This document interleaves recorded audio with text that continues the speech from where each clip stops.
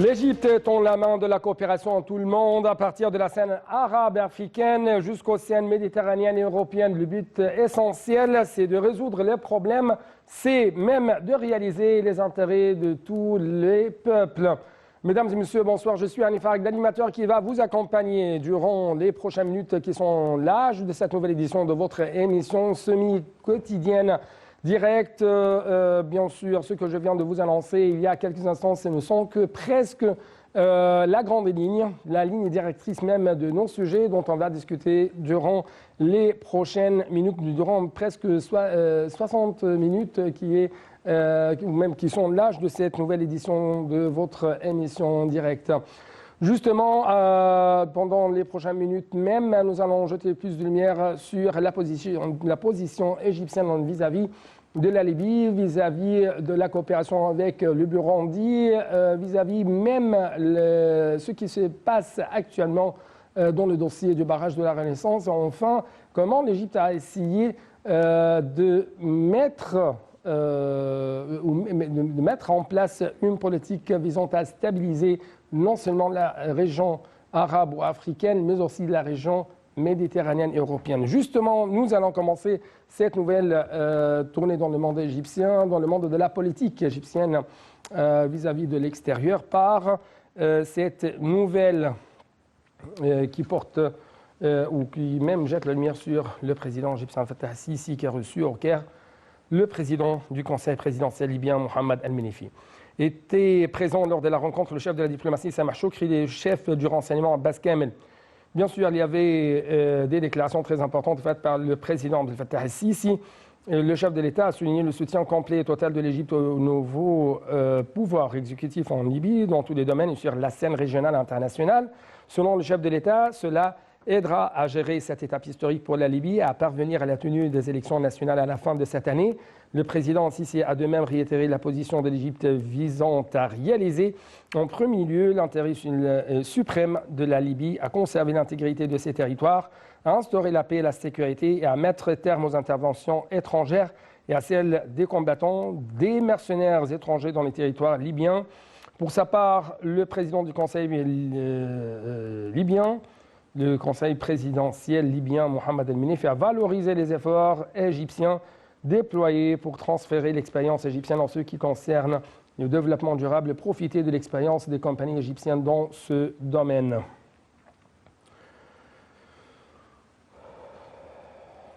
Donc, comme vous venez de regarder, l'Égypte essaie toujours de présenter non seulement son expertise dans le domaine civil, mais aussi son aide pour arriver à une sorte de la stabilité politique, militaire, sécuritaire au sein des pays frères, voisins, justement parce que ce qui se passe dans l'autre côté va bien sûr avoir un impact sur l'Égypte. Justement, nous devons passer à une autre rencontre tout à fait importante qui a été effectuée hier entre le président égyptien Fattah Sisi ici au Caire avec son homologue burundais Évariste Ndayishimiye. L'entretien a notamment porté sur le moyen de renforcer les relations bilatérales, la coopération, surtout dans le domaine économique. Bien sûr, il y avait des déclarations très importantes lancées par le président égyptien Fattah Sisi vis-à-vis de la position égyptienne envers le barrage de la Renaissance. Donc un reportage. Après ça, on va essayer de jeter plus de lumière, de vous donner plus d'analyse en ce qui concerne de telles déclarations faites par le président Fattah Sisi et son homologue burundais. Un reportage signé AHL et l'INSEAD.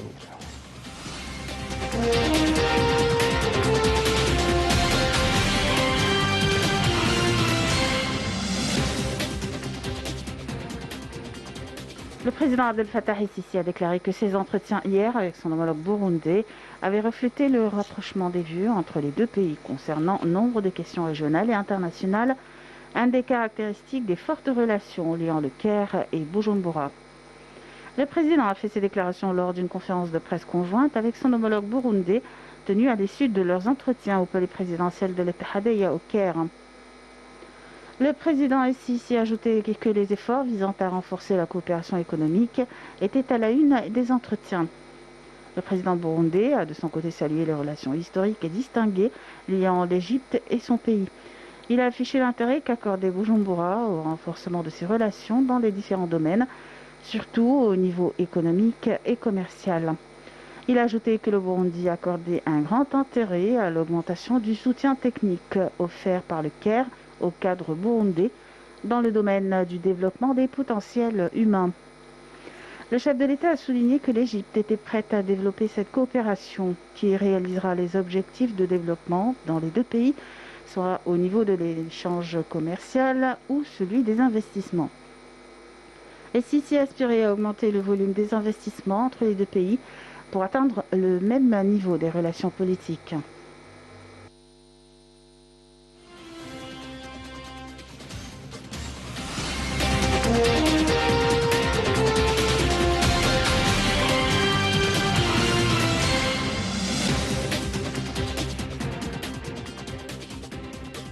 Donc, nous avons actuellement en ligne de Native International son Excellence l'ambassadeur Ali Al-Hifni, ex-ministre adjoint des Affaires étrangères, spécialité Afrique.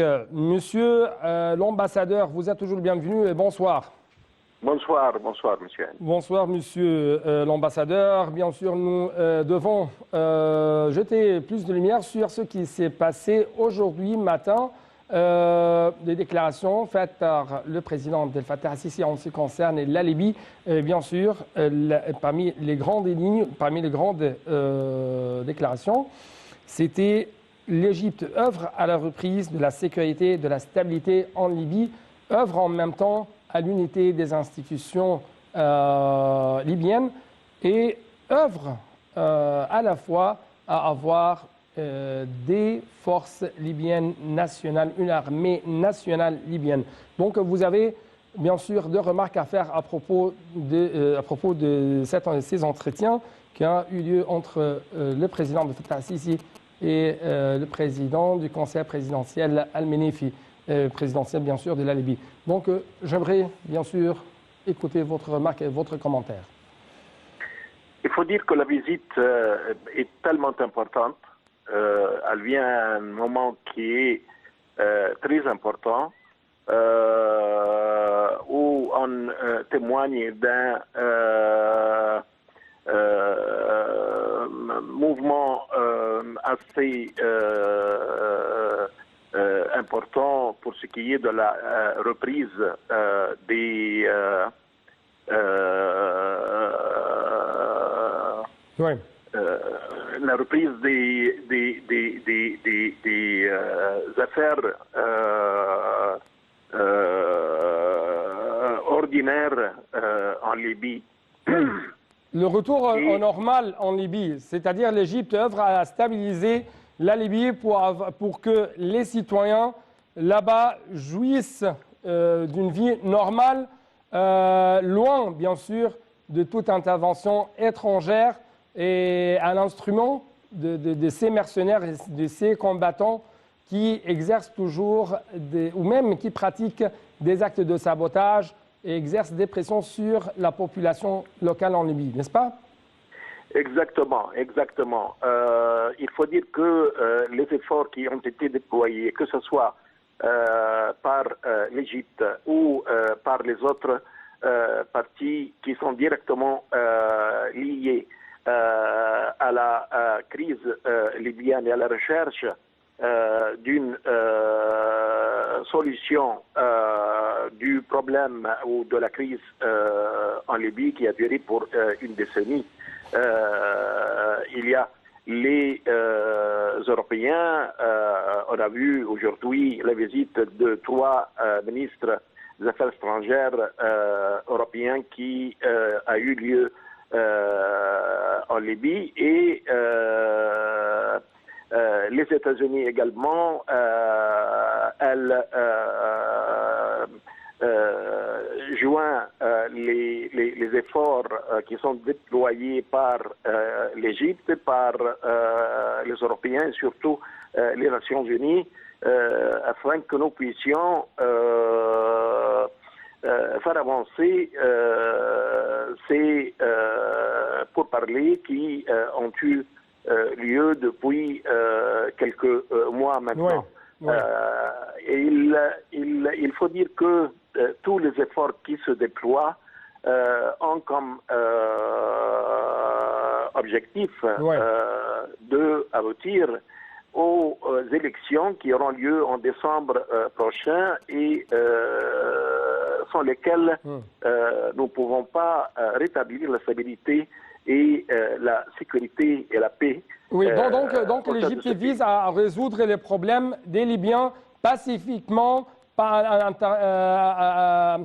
l'intervention des moyens tout à fait légaux, ou, comme par exemple les élections, les négociations, des accords entre les différentes parties qui sont en conflit en Libye, n'est-ce pas? Exactement. Donc très rapidement, parce que si l'Égypte joue un rôle très important dans la stabilisation du nord d'Afrique, notamment en Libye, on trouve que le président burundais, M. Évariste Ndayishimiye, a déclaré ou même a salué le rôle central joué par l'Égypte au niveau régional en termes de maintien de la paix, en termes de la sécurité. Saluons à cet égard les positions égyptiennes visant à instaurer la stabilité dans la région des Grands Lacs en Afrique de l'Est et dans le bassin du Nil.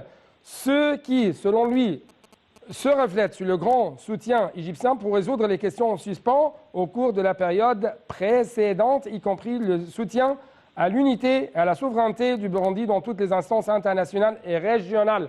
Donc, c'est une déclaration, c'est un témoignage tout à fait important, tout à fait précieux de la part de ce haut responsable, le numéro 1 du Burundi. Toujours, j'aimerais bien écouter votre remarque. La visite du président du Burundi était également très importante parce que c'est un pays, un des 10 pays qui se trouve sur le bassin du Nil et d'où il y a des intérêts communs qui existent entre le Burundi et l'Égypte. Il y a même une entente assez claire pour tout ce qui est de l'utilisation ou l'usage des eaux du Nil. Et que il faut qu'il y ait une concertation entre ces pays continue afin que, ou permanente, afin que nous puissions faire le meilleur usage de ces eaux pour éviter tout litige ou tout conflit ou tout différent qui pourrait exister entre les pays du bassin du Nil. La visite, elle est importante dans la mesure où les relations entre le Burundi et l'Égypte se sont développées tout le long de ces dernières décennies. Il y a des bons liens, il y a également de fortes possibilités afin que nous puissions développer toutes les aspects, tous les aspects de nos relations bilatérales. Oui, et ça va que même, l'une des remarques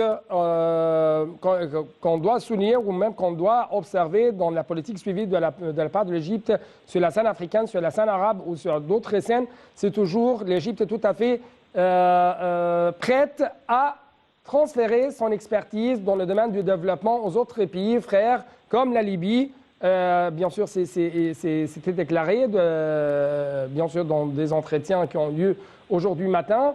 Et c'est la même chose dans les entretiens qui ont été tenus entre le président Abdel Fattah el-Sisi et son homologue burundais. Donc, encore une fois, l'Égypte, est-ce que vous trouvez que l'Égypte, c'est vraiment un pilier de stabilité, un pilier de développement indispensable sur la scène arabe et africaine?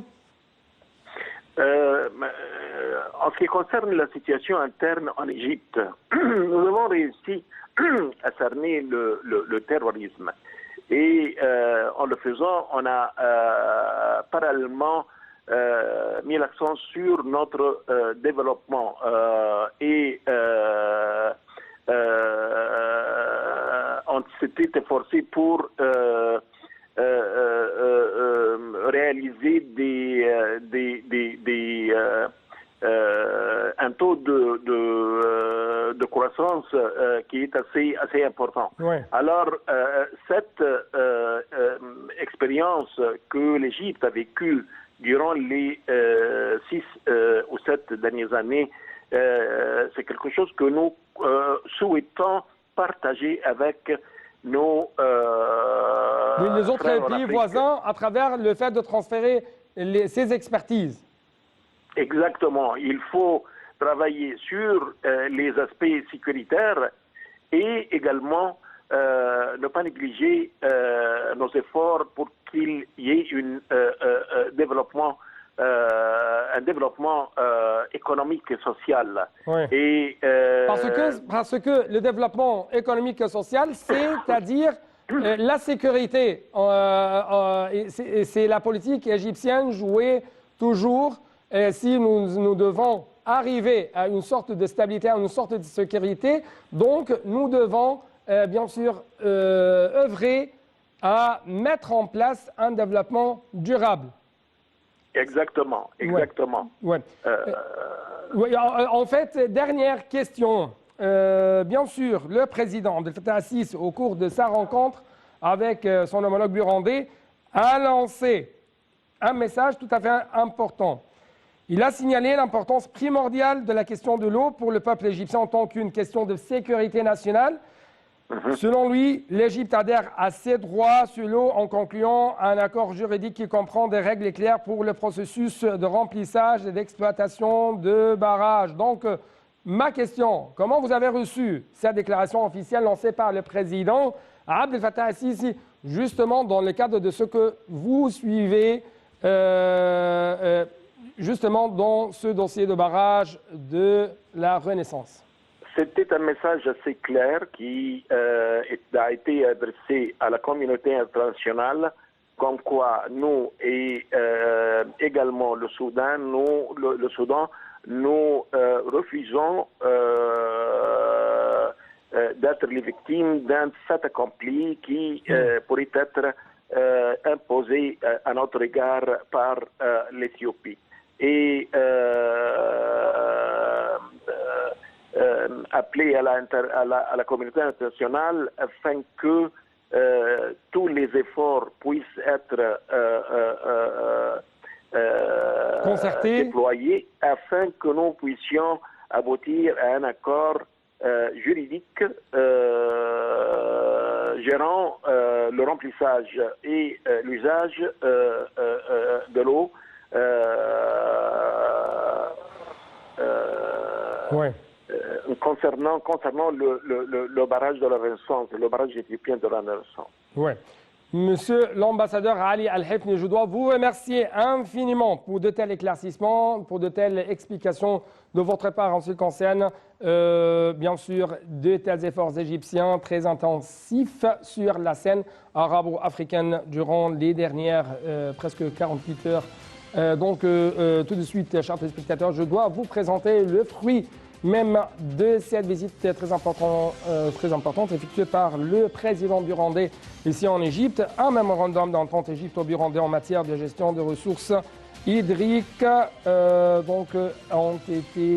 été même signé.